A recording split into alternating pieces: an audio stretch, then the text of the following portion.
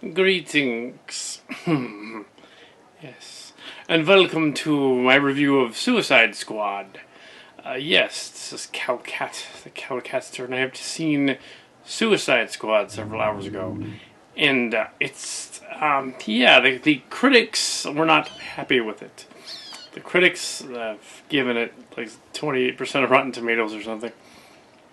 Mark's Cards and I did not go to see it on Thursday. I went to see it now on Saturday. This is probably going to be a spoilery review, so just so you know, I'm going to spoil some of the movie, because in order to give the movie plot points, you kind of have to spoil it a little bit. So, yeah, this will be a review with some spoilers.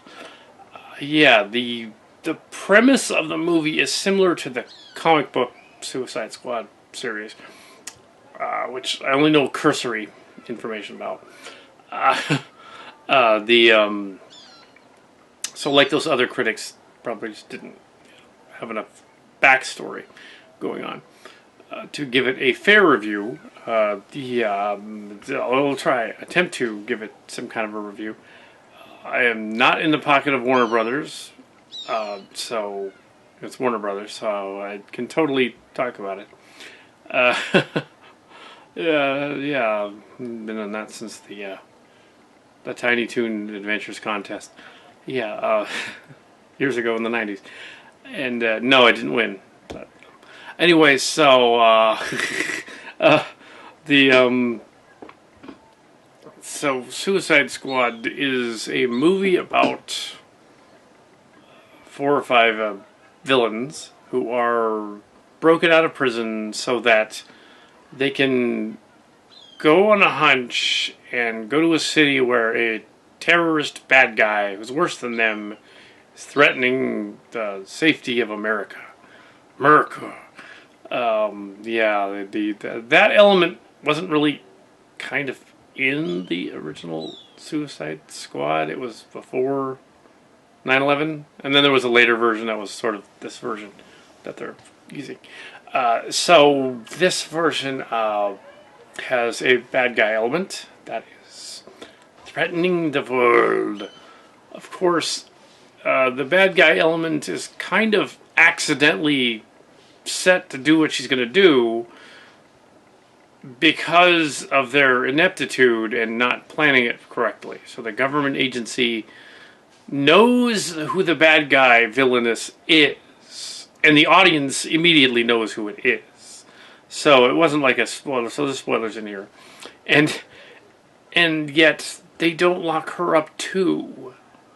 And then, through a series of coincidences, villain happens to get out and terrorizes what amounts to Chicago. Done that before in Transformers and other movies. And also, what was it? Those Divergent saga was also in Chicago. Yeah, because Chicago, let's pick on them instead of Detroit, like in RoboCop.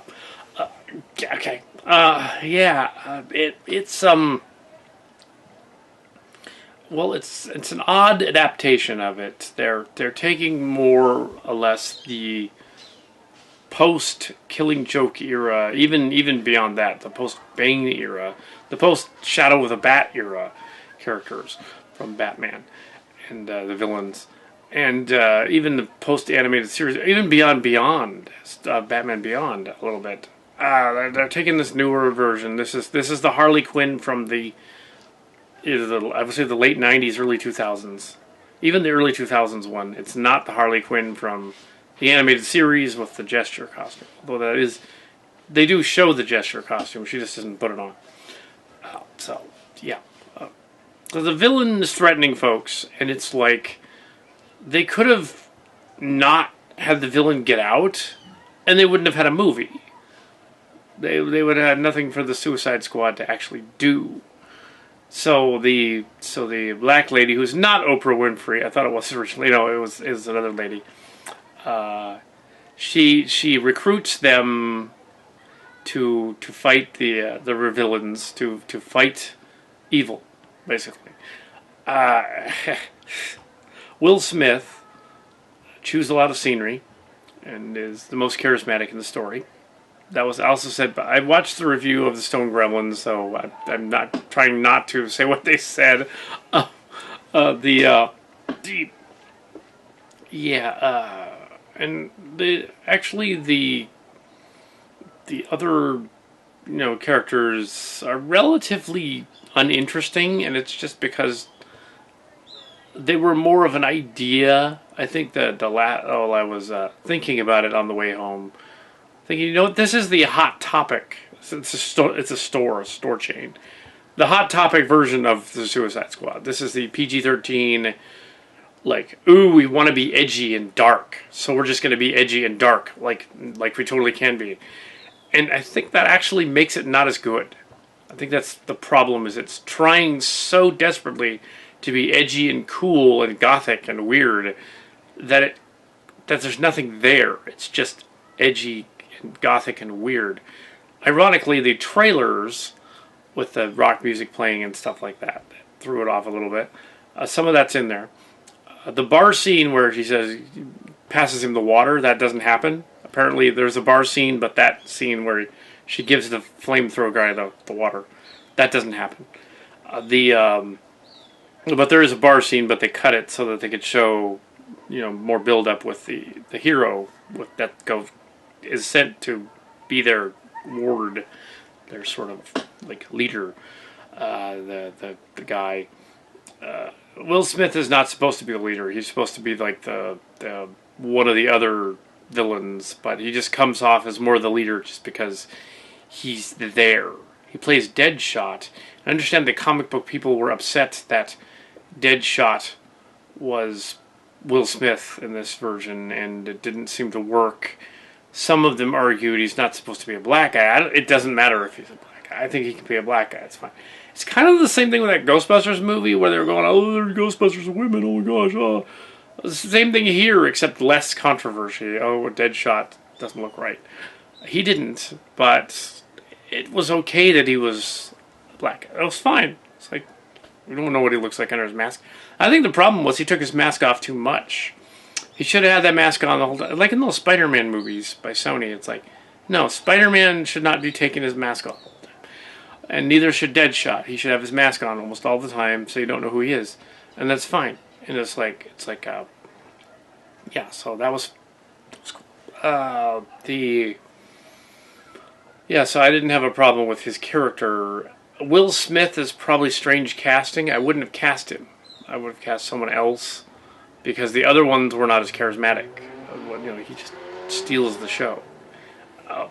So it's Will Smith for you. My friend Jim will not see the movie because Will Smith is in it. But there's enough of Margot Robbie in it that I think he would like it anyway. And she didn't like that costume, from what I hear. She didn't like it.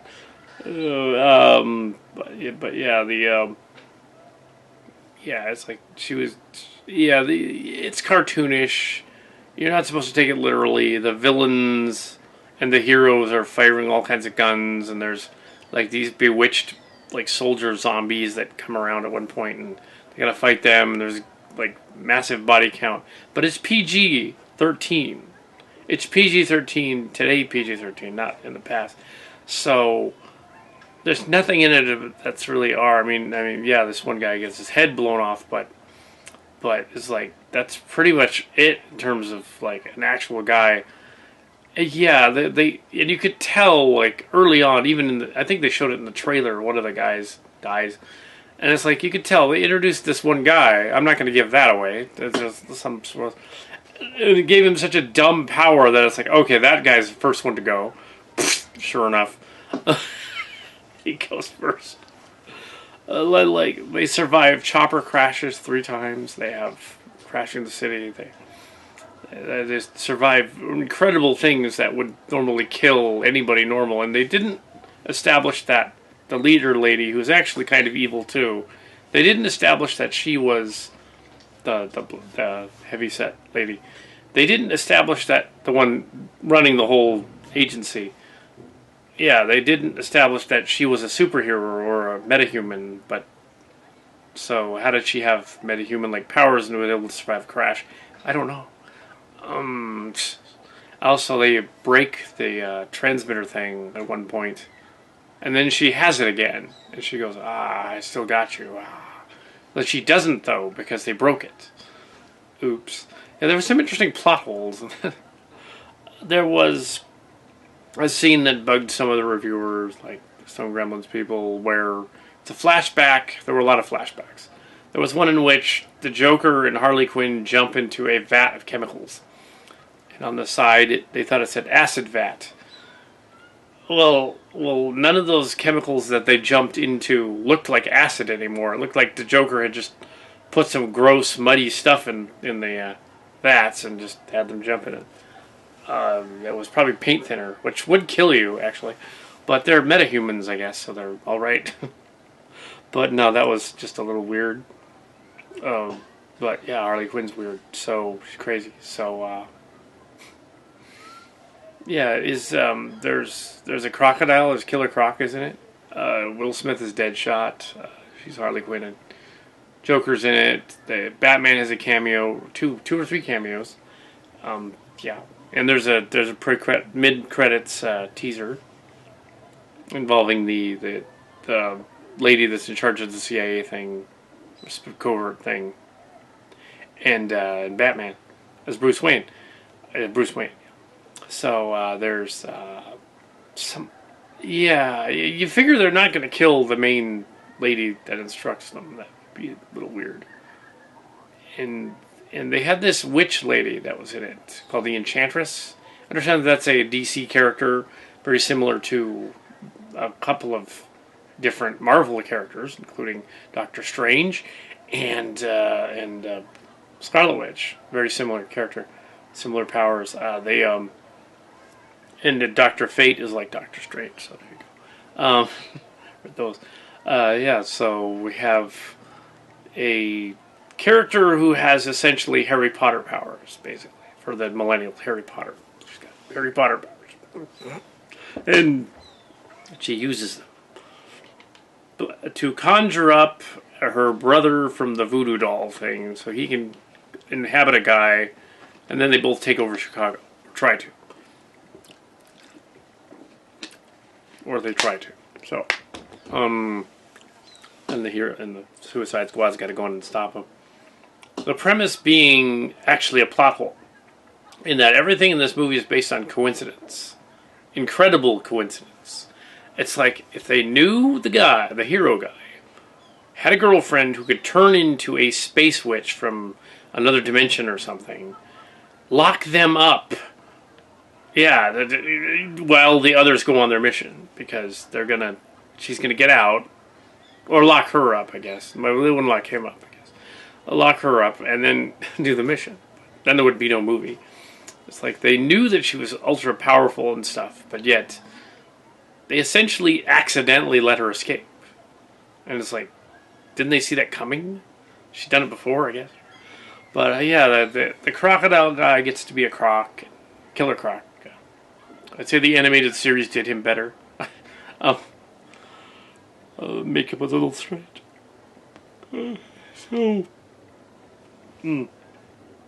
So yeah, Killer Croc. Let's see, Captain. That's some weird names, like Captain Boomerang. Like, okay, I'm Crocodile Dundee, but I'm not.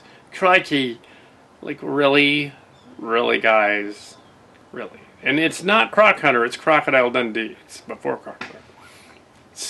It's 80s style guy. Yeah, I know he's been around forever, but still, that's just kind of cheesy. They should have included the drinking scene. It was funny. They didn't include it in the movie. But yeah,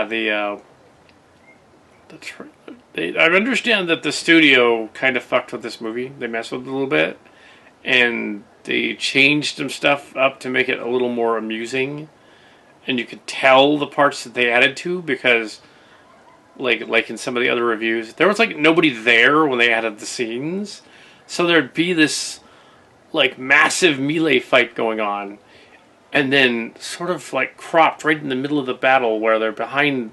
They circle around this cop car in this one city block 3 times. It's the same bloody cop car. They circle around the downed helicopter, which is supposed to be two other helicopters later, twice. It's the same prop. They just went behind it. It's like, really? Really, guys?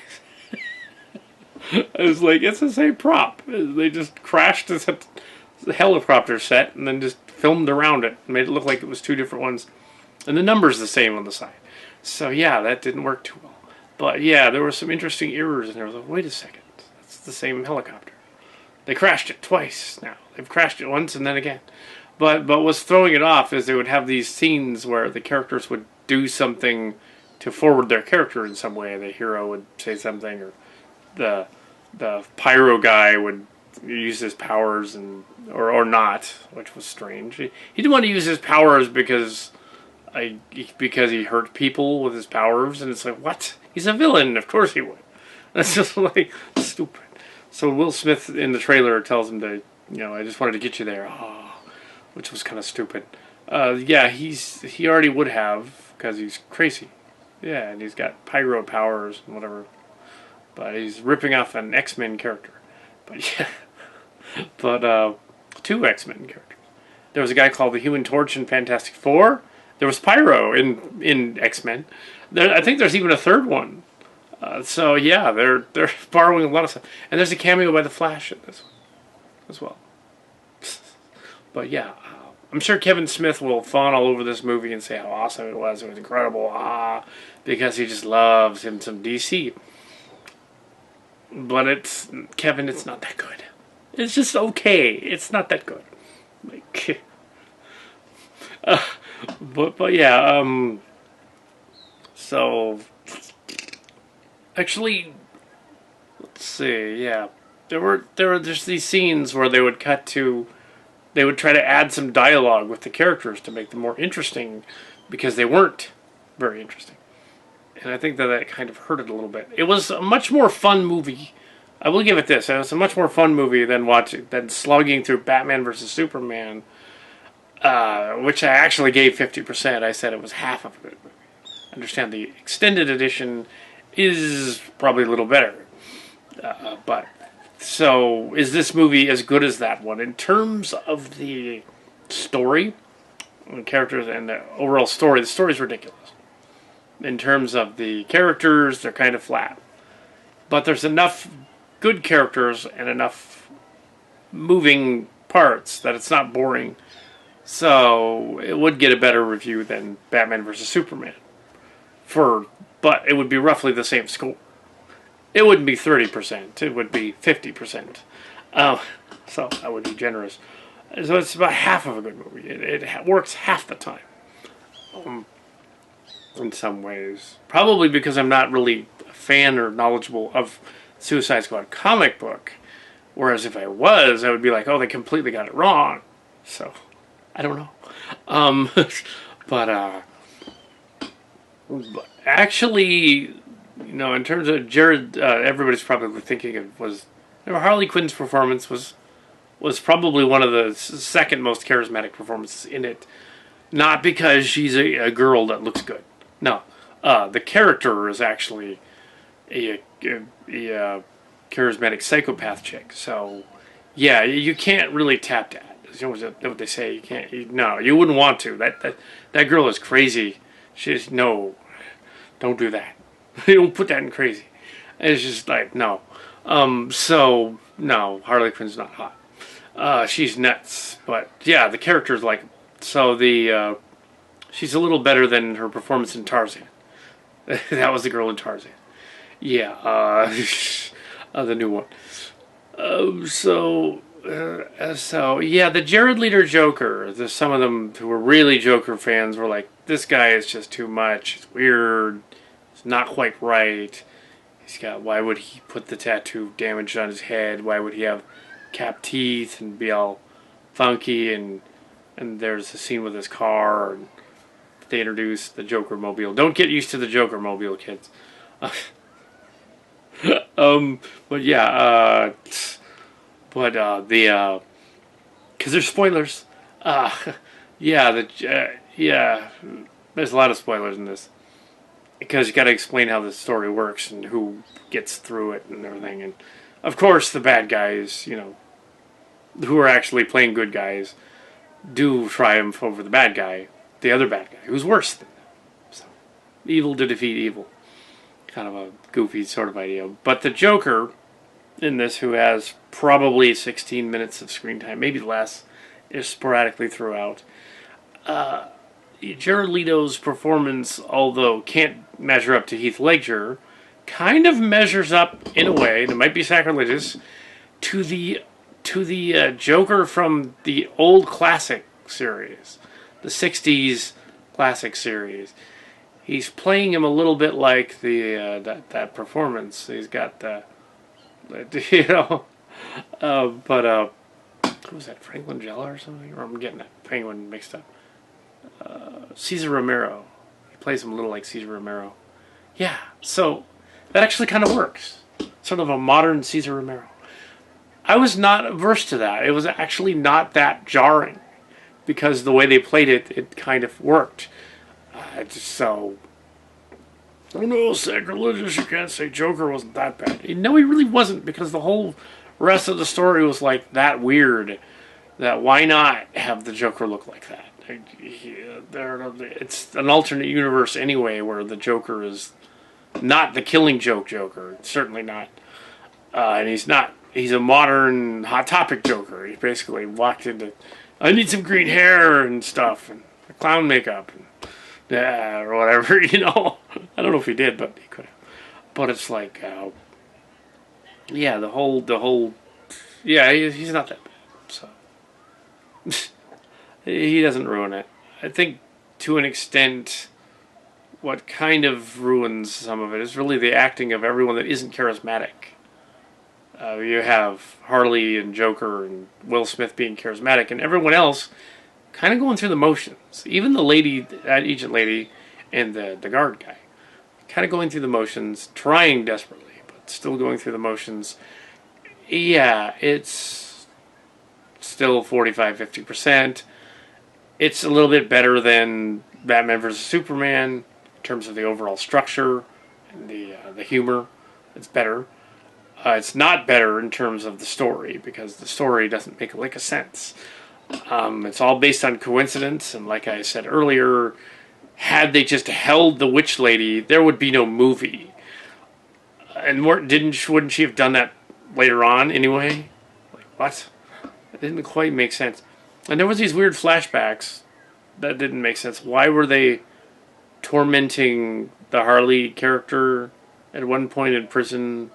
Why were they tormenting the other two? That one guy in the water chamber and the other one, and then the pyro guy in the water thing, and then the alligator guy in the other thing, and it's like, the flashbacks were a little odd, but not jarring, because there were a lot of edits in it. More jarring. Crashed helicopter twice. Same cop car twice. Apparently they couldn't afford any other cop cars on the set. The other things crashed. They had a Humvee that they'd blown up with witch powers, and stuff was sticking out of it. I don't know how that works. There was Suicide Squad. Another part in the DC cinematic universe, the DC verse. This guy would have been a better director for Batman vs. Superman, actually. Instead of, it would have been a better choice. The guy that directed this. And it should have been R. It should have been violent, even more so. It needed to be R, because it's Suicide Squad. Like, PG-13, that's like, it's like Mortal Kombat. I know that much from it. It's violent. Ooh, and the violence is cartoonish and dark, so I would say, if you want to take kids to it, over 12, they're probably fine. Might scare them a little bit if they're under that. So it's PG-13. Right? It's not that bad. So go and see it in theaters. I gave a lot of it away. That's fine. And there's my review of Suicide Squad. I don't think Mark's Cards is going to see this movie until much later. So So we're not going to do a special review with cards doing that. Instead, because it's getting cooler out, going back to first unit production on Chimera and finishing the Star Trek fan film instead. So yeah, and I'm not gonna see the cat movie that just came out. You'd think I would, but I'm gonna wait on that one. Also, there's a guy turns into Kevin Spacey becomes a cat. I didn't see Nerve, and I didn't see Hillary's America. It wasn't playing anywhere. I would have wanted to actually. Hillary's America is apparently a Dinesh D'Souza mess movie. It's playing only in a few select theaters, and this is the Bay Area. So why is it not playing anywhere? Well, they're going to lose their shirt because they're not playing here. Did they think that, oh, the Bay Area is too many liberals, they won't go see it? That's probably what it was. It's a conspiracy. Not really. Those movies suck. The guy is not Michael Moore. Let's use a liberal guy. It's not all. He's definitely not Oliver Stone. He's definitely not. Yeah, he ain't no Coppola neither. He's more like a sort of a train wreck. But Silverfish.